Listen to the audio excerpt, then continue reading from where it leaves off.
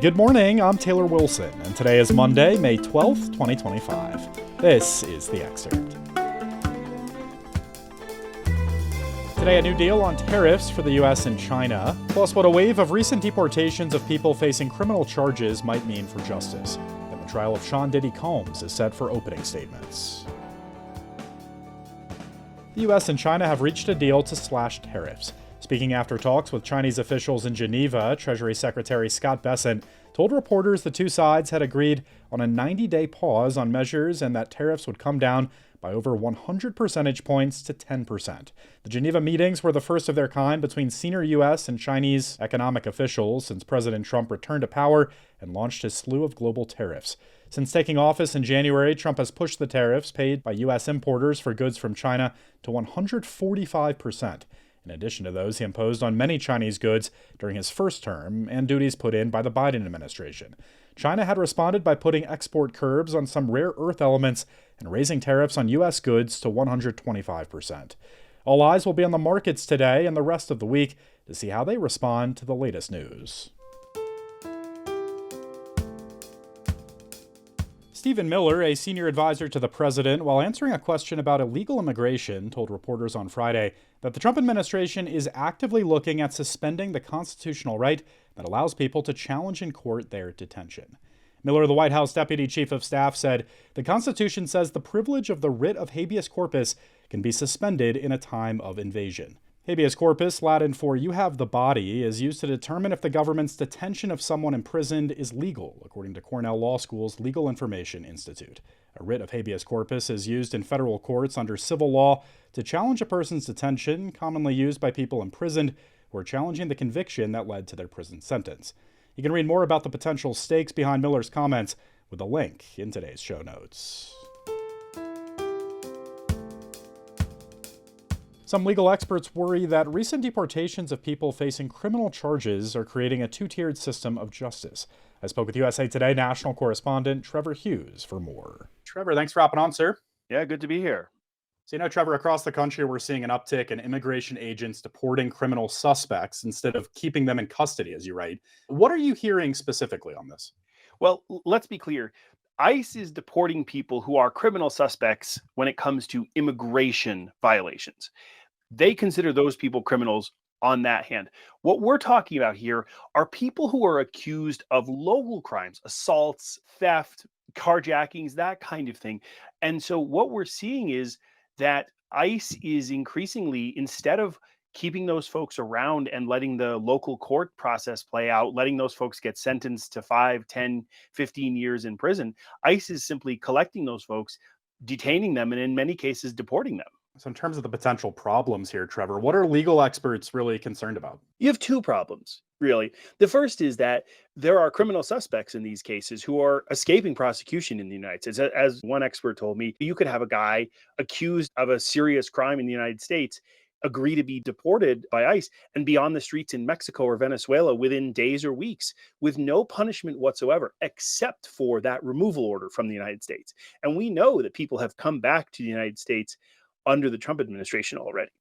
The second concern is that in some cases, ICE has deported the witnesses or the victims in these cases. And so what's happening, according to some of the DAs and some of the public defenders I talk to around the country, is that people are less willing to come to court and testify if they feel like they're going to be deported, or perhaps the case against their assailant has to be dropped because the witnesses were deported. The federal Lake and Riley Act requires ICE to detain people living illegally in the U.S. once they've been accused of or charged with certain crimes, Trevor. What role is that playing in all this? I think we're still starting to, or maybe only just beginning to understand the ramifications of what this really means. For years, ICE has detained people and then brought them back to court for their appearances. That happens all the time. If someone is accused of crimes, just local crimes in one state versus another, they might be transported from Massachusetts to Colorado to appear before a judge. What we're seeing in this case is that ICE is not making some of those folks available and instead is just deporting them. And I think the argument is that it is better to deport these people and get them off the sort of the tax rolls, as it were, right? We don't have to pay for their incarceration or their detention if we simply send them back to where they came from. And I mean, on that point, have we heard from immigration officials at all in terms of how they view some of these tensions and issues? President Trump has basically said we should get these people out of this country, period. And he signed the Laken Riley Act. It was the first law he signed as the new president.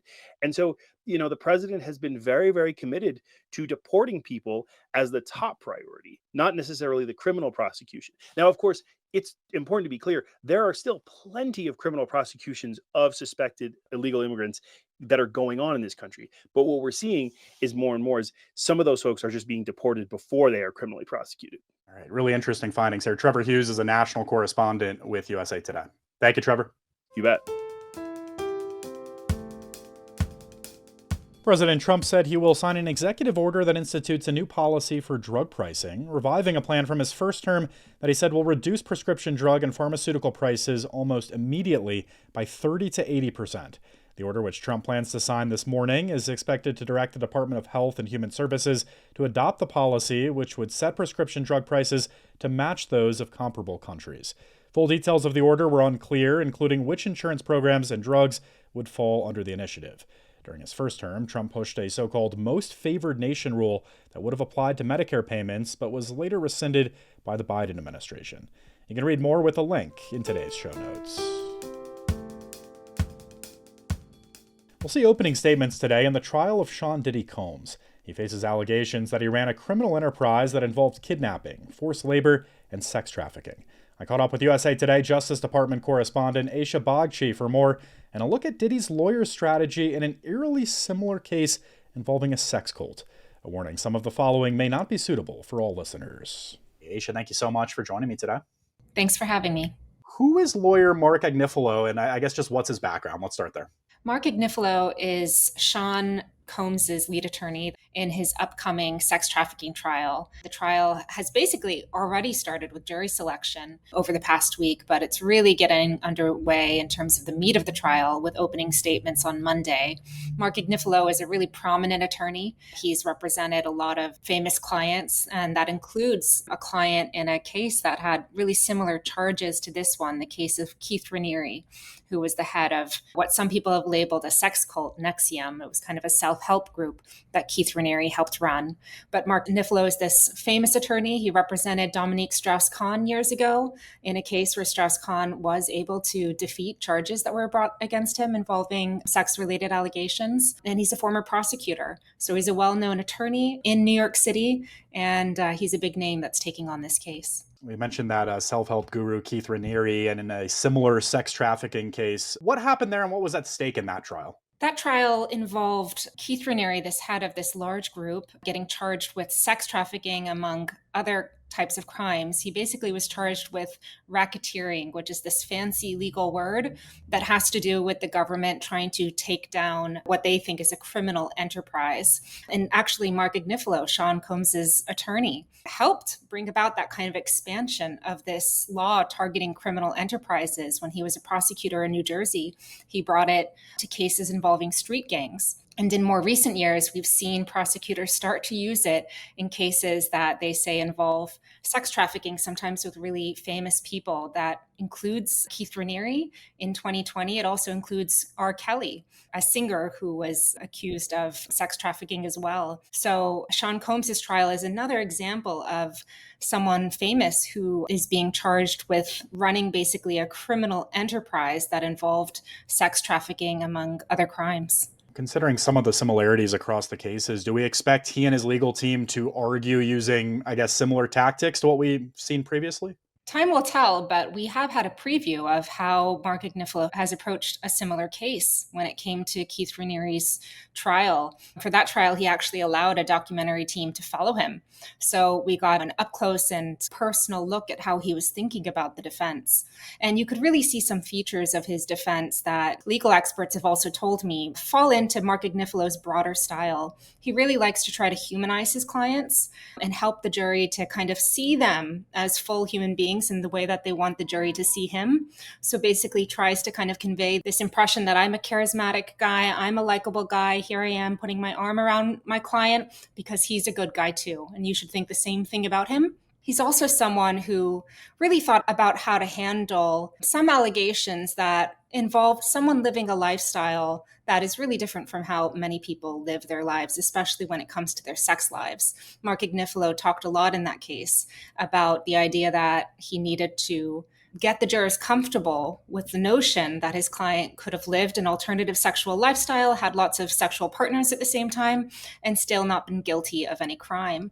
And when it comes to Sean Combs's case, he said that he wants jurors to know that there's this alternative sexual lifestyle. He told the judge in late April, call it swingers, this lifestyle that's really different from how some people live, but it's what Sean Combs did, and that's not a crime. He's really going to emphasize that Sean Combs had good intentions. He never meant to coerce someone. He said that at that hearing, and that was a big feature of his defense of Keith Raniere as well. All right, opening arguments set for today. Aisha Bagchi covers the Justice Department for USA Today. Thank you, Aisha. Thanks, Taylor. Pope Leo XIV gave his first Sunday address yesterday. Cari fratelli e sorelle, buona domenica. He addressed a crowd tens of thousands deep in St. Peter's Square, warning in Italian of a piecemeal Third World War. Leo said he welcomed the recent announcement of a ceasefire between India and Pakistan, and on Russia's war in Ukraine, he appealed for negotiations to reach an authentic, just, and lasting peace, adding that he carries in his heart the suffering of the beloved people of Ukraine. The Pope also said he was profoundly saddened by the war in Gaza, calling for an immediate ceasefire, humanitarian aid, and release of the remaining hostages held by Hamas. And he pleaded for an end to the fighting in Gaza.